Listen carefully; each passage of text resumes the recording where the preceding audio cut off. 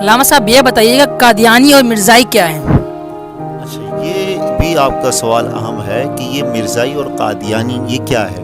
تو یاد رکھیں اس آج سے 100-150 سال پہلے 1879 میں 1879 میں باقاعدہ برطانیہ کے پارلیمنٹ کے اور وہاں کے کچھ جو پادری ہوتے ہیں بڑے بڑے، وہ یہاں آئے. جب یہاں سلطنت ان کی تھی، یہاں ان کا قبضہ تھا، تو انہوں نے یہاں آ کر یہ سوچا کہ یہ مسلمان جب ہم دیکھتے ہیں ہمارے خلاف اٹھ کھڑے ہوتے ہیں اور ہم سے لڑنے لگ جاتے ہیں، تو یہ بار بار کسی نہ کسی صورت میں یہ جمع ہو کر ہم سے لڑ تو رہے ہیں، لیکن ایک وقت ایسا آئے گا کہ یقیناً یہ پورے بر صغیر کے مسلمان متحد ہو کر ہمارے سامنے آئیں گے اور پھر ہماری حکومت نہیں رہے گی.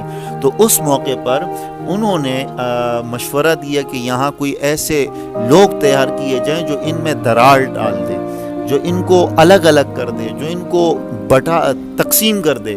تو اس کے لیے انہوں نے مرزا غلام احمد، جو قادیان سے جس کا تعلق تھا، قادیانی اس اعتبار سے کہتے ہیں، اور مرزا تو اس اعتبار وہ ایک قوم ہے، لیکن چونکہ جو اس کے فالوورز ہیں، جو اس کے ماننے والے ہیں، اس کو مرزائی کہتے ہیں. تو یہ جو شخص تھا غلام احمد قادیانی، اس نے یہ دعویٰ کیا کہ میں اللہ کا نبی ہوں. پہلے تو اس نے دعویٰ کیا کہ میں اللہ کی طرف سے مجھ پر الہام ہوتا ہے، میں ملہم ہوں.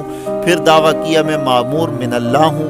پھر دعویٰ کیا میں مجدد ہوں. پھر دعویٰ کیا کہ میں حضرت عیسیٰ ہوں. پھر دعویٰ کیا میں مہدی ہوں. پھر دعویٰ کیا کہ میں پیغمبر اور نبی ہوں. اور معاذ اللہ پھر تو حد سے بڑھ کر یہ کہ اس نے خدائی کا بھی دعویٰ کر لیا.